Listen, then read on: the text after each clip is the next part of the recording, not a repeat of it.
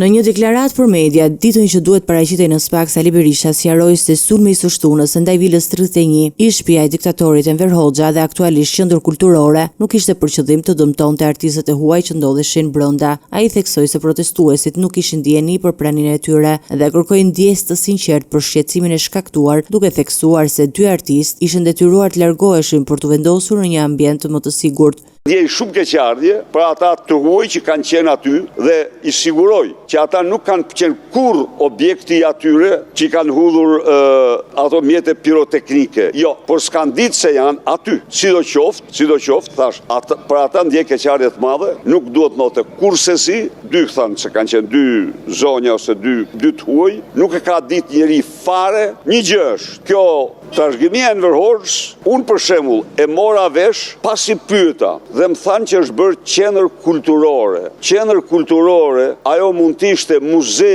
i torturave njerëzore, por qendër kulturore Vila Enver Hoxhës është një fyrje e madhe. Berisha shpjegoi gjithashtu se sulmi nisi mbi bindjen e protestuesve se kryeministri Edi Rama ndodhej aty, ndërsa në të vërtetë ai banonte në vila të tjera. Fillimi i sulmeve ndaj asaj vile ka ardhur me besimin se aty banon Edi Rama. Urrejtja për Edi Ramën është e pakufishme. Nuk mundet ne që të pengojmë urrejtjen ndaj Edi Ramës. Kjo është e vërteta, por kjo nuk ishte aty, ai banonte her pas here tek vila e Mehmet Shehu. Nuk banonte aty, u sqaruan gjërat. Reagimet e ashpra erdhën dhe nga komuniteti ndërkombëtar. Ambasada franceze në Tiranë theksoi se organizatorët e protestës nuk mund të injoronin faktin se që prej vitit 2025 Vila 31 shërben si rezidencë për artistët ndërkombëtar, duke u administruar nga fondacioni francez Art Explore. Pas ngjarjes, kryeministri Edi Rama shkarkoi drejtorin e policisë së shtetit Ilir Prota dhe drejtorin e policisë së